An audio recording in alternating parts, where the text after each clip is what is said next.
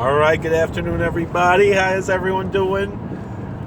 Part of my work right now, I mean, it's really technically always part of my work, but right now, especially more with the shutdown that's in response to the COVID-19, is watching videos. Because we are showing a lot of videos for the population that we're serving in the institution where I serve, and every day of the week, and sometimes twice in a day, we'll show a different religion. About 2 hours, I download stuff from YouTube and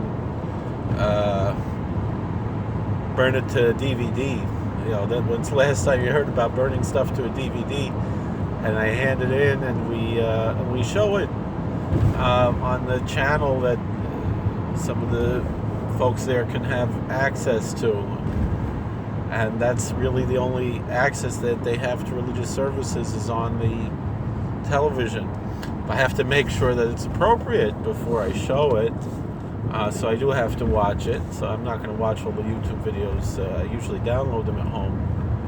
Sometimes I can download them at work, depends on the situation, sometimes bandwidth and stuff like that.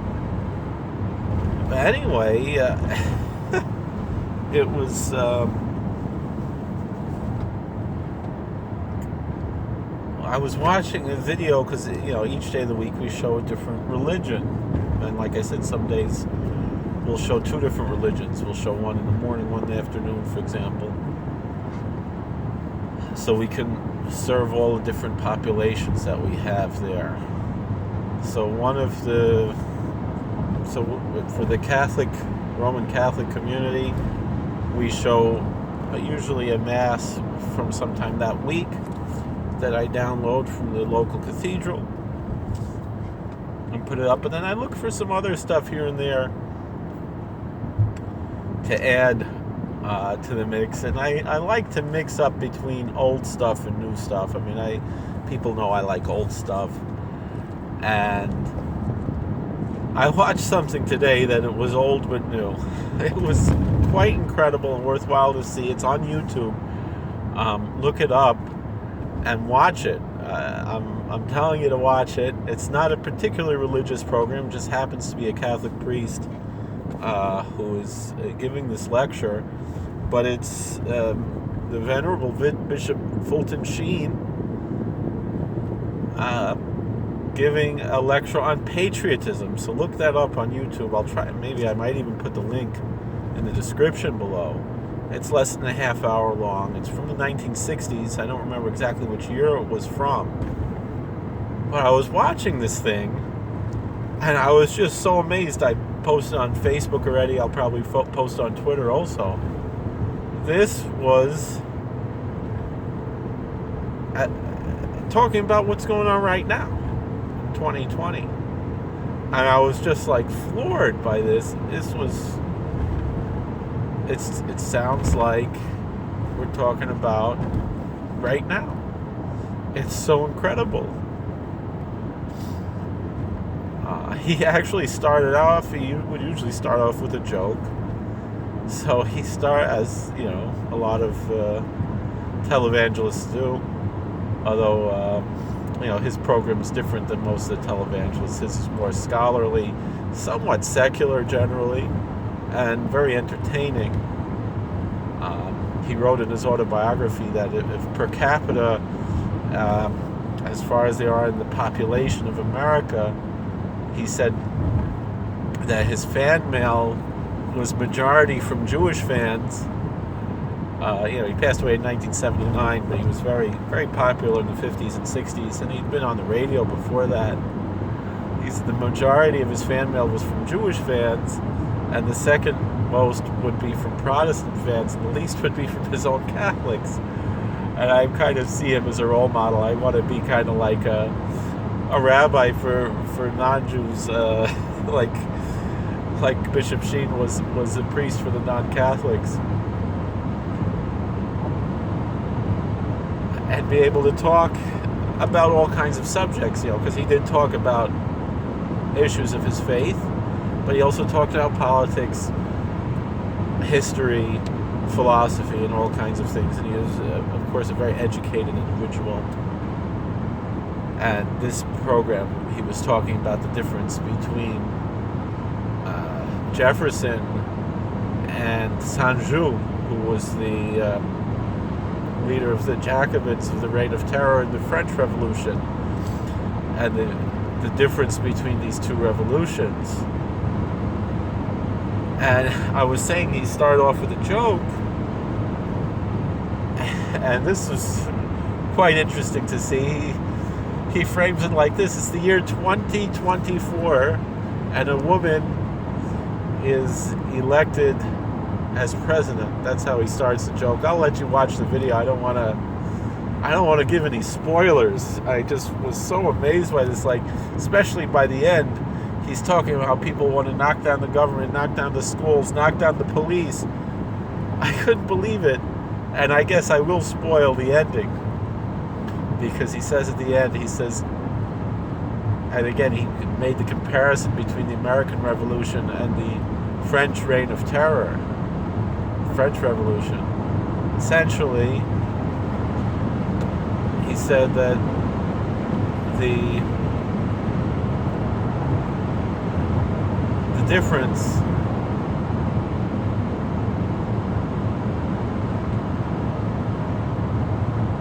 at the end, he said, we cannot build anything down.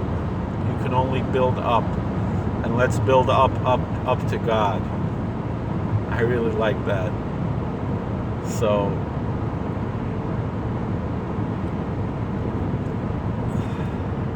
my sister, she should be well. She saw a friend of hers was selling face masks that says Hashem has a plan. A friend of hers in the Five Towns. My sister lives in Nassau County, not too far from the Five Towns.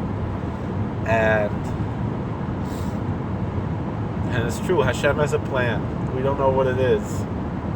And the world is wild right now. And I'll be honest, I'm much more worried about the civil unrest than I am about the virus. And I believe that the civil unrest is all astroturfing and artificial, and there's nothing really grassroots about it. But there's also hope.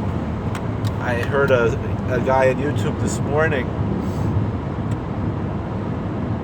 talking about an interview that someone made with Kanye West, and it seems as though he's missed a lot of the deadlines to run for president, but he'll probably make it on the ballot in certain states. But there are certain,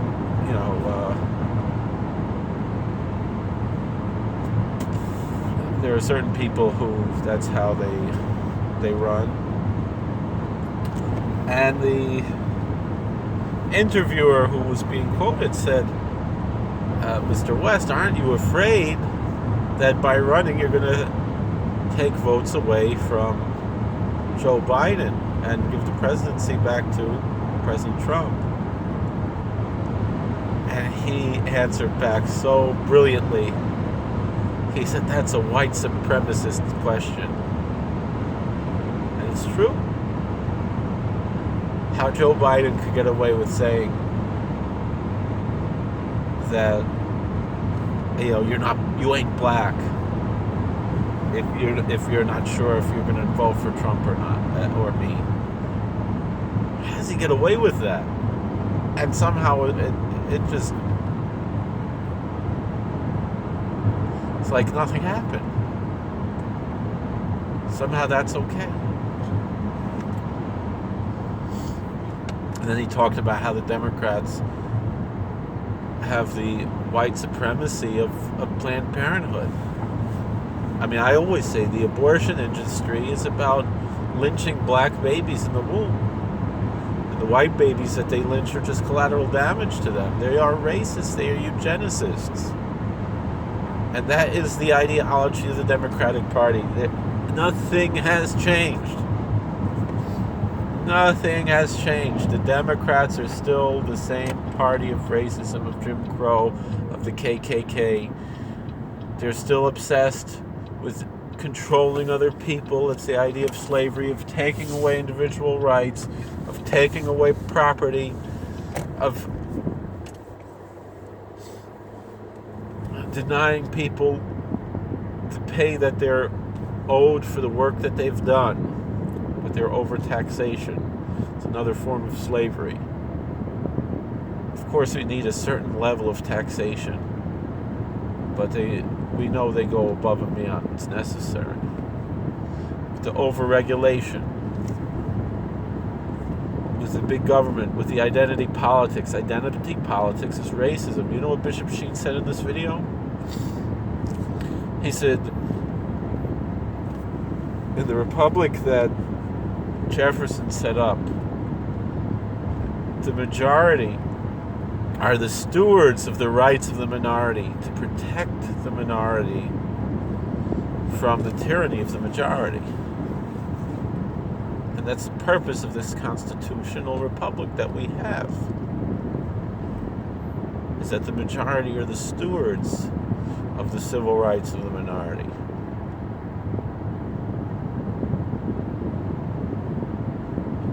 But there's a difference between stewardship and ownership.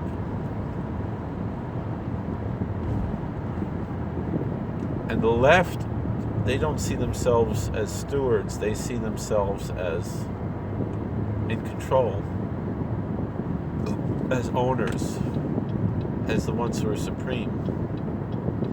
And like I've said before, that film called Don't Be a Sucker, where they say that the most important minority is a minority of one. Forget about putting people into groups. The Democrats love doing that. They love the block votes, the groups, and which should have nothing to do with politics. They unfortunately do, and it's hard to avoid. But this, meaning they have to talk about all of these identity politic issues.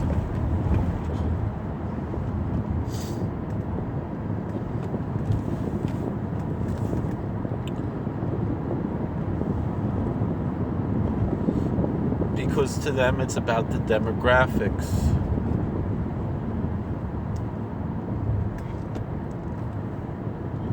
Because they're Democrats. And so they care about the demos, about the demographics.